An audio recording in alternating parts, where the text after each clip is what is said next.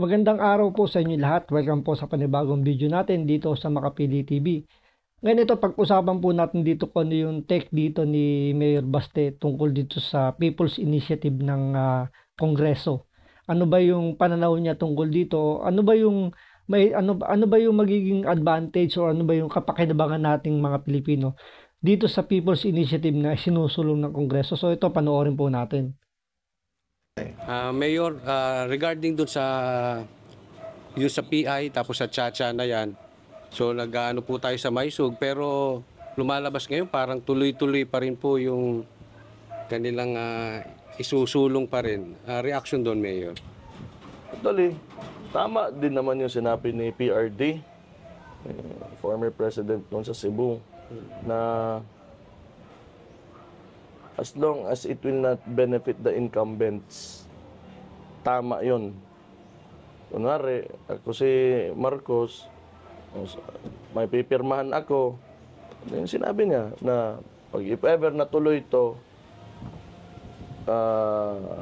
kung ano yung batas ngayon, yun yung mag-a-apply sa akin na walang presidente na makakabalik o makakatakbo ulit.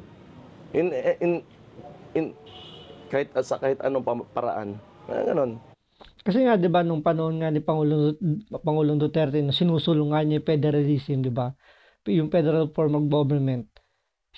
Sinabi niya mismo na hindi mag-a-apply sa kanya yung pagpapalit ng saligang batas natin. So mag-step down siya, hayaan niyang taong bayan yung mamili. So magkakaroon ulit ng panibagong eleksyon. Kahit nga daw hindi niya matapos yung term niya, basta lang masimulan or yun nga, may patupad na yung federal form of government, is mag-step down na siya. Hayaan niya lang yung taong bayan. So very vocal siya ron. Unlike na yung ginawa ngayon kasi sa People's Initiative, na wala silang sinasabi ko ano ba yung gagawin ng People's Initiative. Basta sinabi nila, babalangkasin nila yung batas, babaguhin nila through Chacha, pero marami nakakaamoy na ang gusto mangyari magkaroon ng term extension. At the same time ang ilalagay nilang Prime Minister si Romualdez. So yun yung kinababahala ng marami, na isa rin si Pangulong Duterte na yun yung kinaayawan niya, na dapat yung mga incumbent hindi makikinabang o hindi sa kanila mag-a-apply yung batas na gagawin. Dapat mag-apply lang yun sa mga bago, para alam niyo yung walang maging bias, walang pansariling interest yung makikinabang. Kagaya nung kay Robin Padilla rin, 'di ba, nung kumakandidato pa lang siya, sabi niya gusto niya buksan yung foreign policy natin. So yun lang, economic provision lang yung gusto niya mangyari na mabago. Very vocal siya ron, na once nga na ma-aprobahan yun, pwede na siyang mag-resign as senator. Pero ang nangyayari ngayon, sa Kamara uli natin ngayon, sinabi na nila na economic provision lang yung babaguhin. Pero hindi naniniwala yung mga ayaw sa People's Initiative, kasi nga may naririnig sila na talagang, yun nga, di ba, may nagpapapirma na ginagamit yung ayuda. Parang niloloko kasi yung taong bayan, ginagamit yung ayuda para makakuha ng signature campaign, na ang daming nakatagong provision na pwedeng yun yung maging daan para makakuha ng pwesto or maging humaba yung terms nila. Alam niyo naman, syempre ang haba ng paliliwanag din dito ni Mayor Baste. Mahaba yung mahaba yung mga nakasulat diyan. So kung hindi babasahin isa-isa yan, medyo may makakalusot. Parang sanay na sanay yung mga congressman diyan, yung parang insertion ng budget, 'di ba, na tapos na yung national budget pero bago pirma ng presidente, nagdadagdag sila ng mga provision, ng mga insertion nila sa loob ng mga batas na yan. So baka hindi mapansin, may duktong doon. So yun yung pinaka naman dyan, pinaka-worried lang naman nila Pangulong Duterte ng mga ayaw doon sa People's Initiative.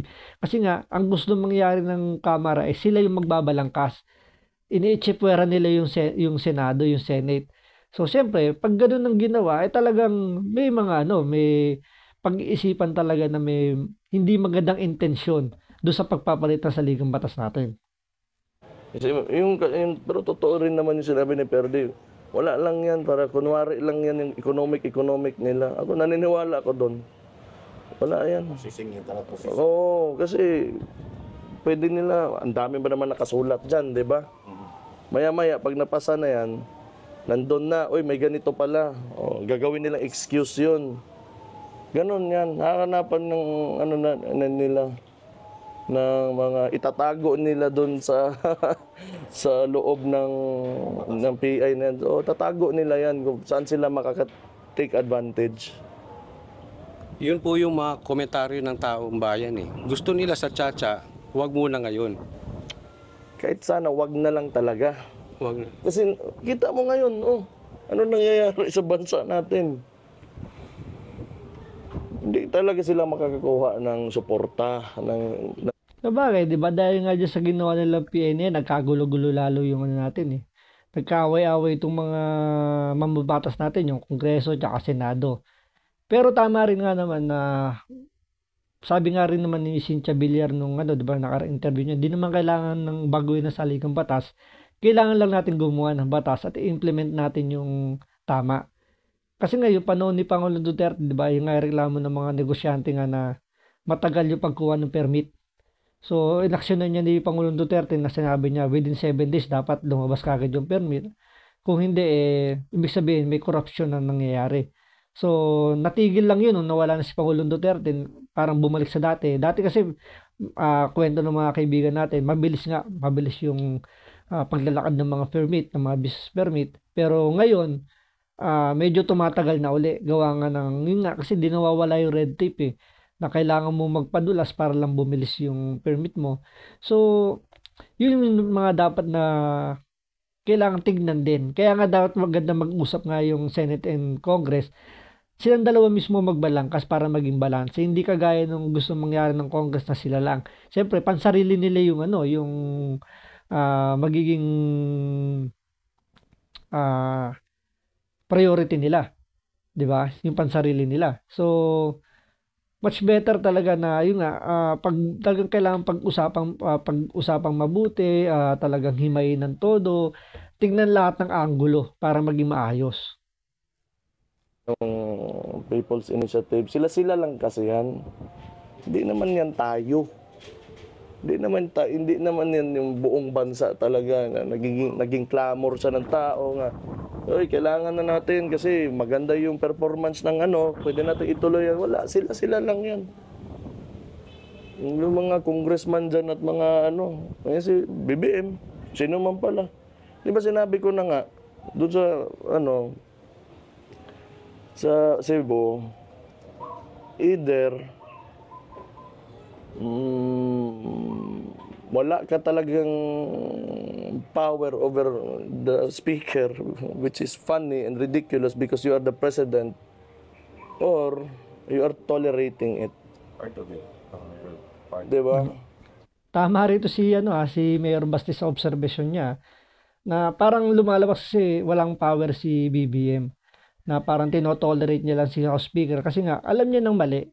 Sinabi naman niya na hindi niya priority yan nung pag-upo pa lang niya, tapos bilang ayan nga binuksan ni Romualdez yung tungkol sa pagpapalit ng saligang batas natin, and yet tahimik na tahimik si BBM kahit nga naglabas na siya ng statement na sinabi niya na di ba, na itigil na yan, both houses na yung gumawa nung pagpapalit ng saligang batas, and yet kumikilos pa rin yung kamera ng pansarili nila. So hindi nila kumbaga parang binabaliwala nila si BBM. So parang walang power dito si BBM na sinasak parang na siya ni Romualdez, nasasapawan. So yun ibig sabihin dito ni Mayor Baste. Kasi either way, matuloy yan o hindi, wala man, presidente naman siya, wala naman siyang Opinion lang tungkol, kasi maraming taong di nakakilala kay PRD. No? So, alam naman natin yung binitawan niyang salita dito against the administration. Tapos, after Cebu, binawi niya. So, ano yung dating sa'yo nun? Nung pagbawi ni PRD doon sa mga sinabi niya dito sa Davao? Honestly, sino ba sa atin, kahit nung presidente pa yung tao na yan, nga, anong tawag dyan? Who has ever guessed right pagdating kay PRD? Wala man talaga. So kung ako tatanungin, hindi ko rin alam kung bakit yung ganun yung sinabi niya. Pero palagi naman yan talaga na may goal. Palagi sa may goal pa nagsasalita siya. Yun lang, hindi talaga natin ma-interpret. Siya lang nakakaalam. Which is totoo naman, di ba? Na talagang, kaya nga lagi na may misquote si Pangulong Duterte kasi siya lang yung nakakaintindi, siya lang yung nakakaalam ko yung ibig sabihin niya doon sa mga bibitawan niya salita. Kaya nga, yung iba ginagawa lang literal yung sinasabi ni Pangulong Duterte, yung iba mini-misquote, pero parang pa rin naman Pangulo, pag nagkaroon na lang issue, saka lang naman nagsasalita si Pangulong Duterte ng kung ano ibig niyang sabihin doon sa binitawan niyang salita. So parang ang nangyayari niyan, hinahayaan niya muna yung iba na mag-guess kung ano yung ibig niya sabihin. Kapag umuugong na yung problema or nagkakaroon na ng issue, saka siya magbibigay ng statement na hindi yan yung ibig kong sabihin. Ito ang ibig kong sabihin dyan.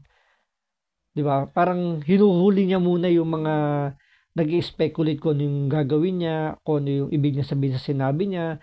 So, doon parang napiprevent kasi agad ni Pangulong Duterte yung binabasa niya muna kung paano igagalaw ng mga kalaban niya sa politika. Kaya siguro, pag nagbibitaw ng salita si Pangulong Duterte is very general, very hindi specific, na siya lang mismo yung nakakaintindi. Ever since, nakakalito talaga. Malilito ka talaga sa kanya. So, hindi ko alam. Ito, anak na to ni Pangulong Duterte, pero kahit siya, hindi niya pa rin masyadong mag-get yung mga sinasabi ni Pangulong Duterte. Hindi pa rin niya masyadong maintindihan. Kasi nga talagang, kumbaga, yun siguro yung practice ni Pangulong Duterte. Siyempre, dating abogado siya, piskal. So talagang, hindi siya nagbibigay kaagad ng specific na interpretation or specific na statement. Lagi in general para at least, di ba, neutral lang lagi. Hinahayaan niya muna mag-interpret yung iba bago siya magbigay ng sarili niyang opinion. Actually, honestly, I really do not know. But how I feel towards it, I just know him as the person that you can never really guess kung ano yung sasabihin niya, what will come out of his mouth. How much do you love our country, Mayor? Pwede ako, sinabi ko nga doon sa Leaders Forum, di ba? Sabi ko, I'm ready to die. Kasi hindi ko naman alam kung ano, baka mamaya matalo talaga yung maasar talo itong mga to, baka patayin ako. Okay lang. Sige. Sige, ilagyan niyo ako dyan sa gitna. Sige, baril ako. Para si Pangulong Duterte rin, hindi rin takot mamatay. Parang, nasugod na nasugod. Parang sa kanya, kung talagang oras na para kunin ako ni Lord, di okay na. Kahit, sa bagay, kung oras mo naman na, kahit anong gawin mo, talagang kukunin ka. Pero pag hindi mo pa oras, kahit anong gawin nila, hindi ka nila mapupuruhan. Commitment kasi yan. Yung nandyan ka sa, nandyan ka sa posisyon, commitment mo yan eh. Ayoko mapahiya ako niyan na hindi ko i-defend yung mga tao. Pagtingin ko kung ano yung tama, na I'm only defending the right of the people. Sige, isa ako, pati ako. Okay rin ako. Okay rin ako. So ayan mga banateros, so kung gusto ninyong tumakbo si Mayor ng National, maglagay kayo dyan. Gusto namin.